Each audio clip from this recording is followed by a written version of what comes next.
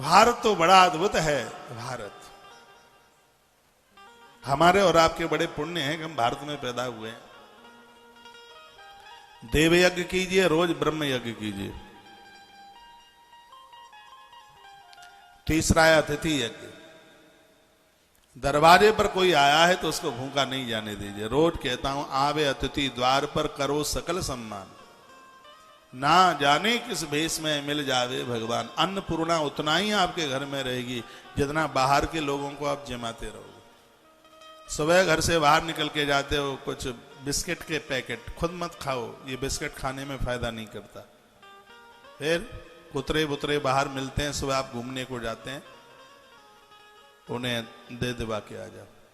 जूठी मूठी रोटियां इकट्ठी हुई हैं, ये इन कीड़े मकोड़ों को डाल दो। गाय को जूठा मत खिलाना कभी। आटा छानने के बाद भूसी बचती है, उसका क्या करते हैं आप? हाँ? आटा छानने के बाद भूसी बचती है, उसके ऊपर गौ माता का अधिकार है। और रोटियां बनने के बाद में जो परोथन कहते हैं, जो परात में थोड़ा आटा बचता है, ये द्वारा से कनस्तर में मत डालो, उसको इकट्ठा करो और पेड़ों की जड़ों में इसे चींटियों के लिए डाल करके आओ। आपका राहु केतु कभी आपके ऊपर प्रभाव नहीं दिखाएगा। जो रोटी बनाने के बाद जिसको परोथन कहते हैं, क्या यहाँ कुछ और कहते हैं मालवा में? हाँ, तो मेरी लैंग्वेज आप समझ रहे हैं।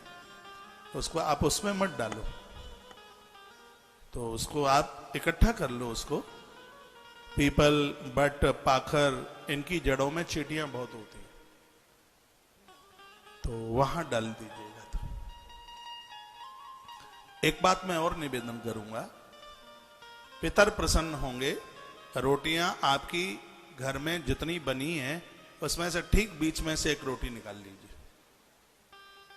भले ही घर का भोजन शुरू हो गया, कोई दिक्कत की बात नहीं है। आधी रोटी बनने के बाद में एक रोटी निकाल लीजिए, उसका मलीदा चूरमा बनाइए। उसका बना लिया, थोड़ा सा उसमें कुछ मीठा डाल दीजिएगा, हल्का सा डाल दिया, बतासे फोड़ करके डाल दो उसको। थोड़ा मीठा कर लो या मीठा पराठा बना लो। ये मैं उनके लिए बोल रहा हूं जिनके घर में कोई अकाल मौत से मर गया, जिनके घर में कोई आत्महत्या करके मर गया, मृत्यु को प्राप्त हो गया, तो उस रोटी का मलीदा बनाइए, चूरमा बनाइए और ये कागों को डालिए, कौओं को। बीच की एक रोटी ले ले आप, वो कागा को डाल। हाँ, ये हम रोज करते रहते हैं।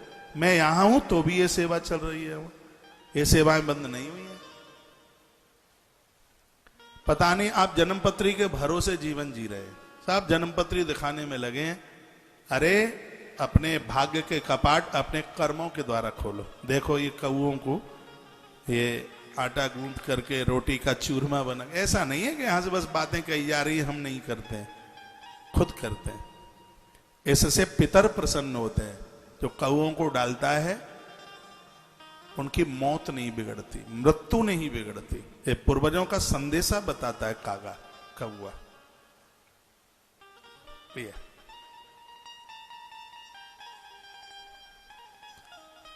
बोलो बांके बिहारी लाल की जय हो।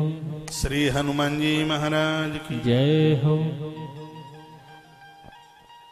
तो इसको कहते हैं, ये भी एक यज्ञ है, इसका नाम है भूत यज्ञ। जहां चींटियों को आटा डाला जाता है, कौआ कागे को, गैया को रोटी, इसको भूत भूत कहते हैं। संस्कृत का शब्द है भूत। जो मर के भूत बन जाते हैं वो नहीं है। भूत माने प्राणी, यानी इस जीव के लिए एक यज्ञ किया जाता है, ये डाला जाता है। आप जरूर करें।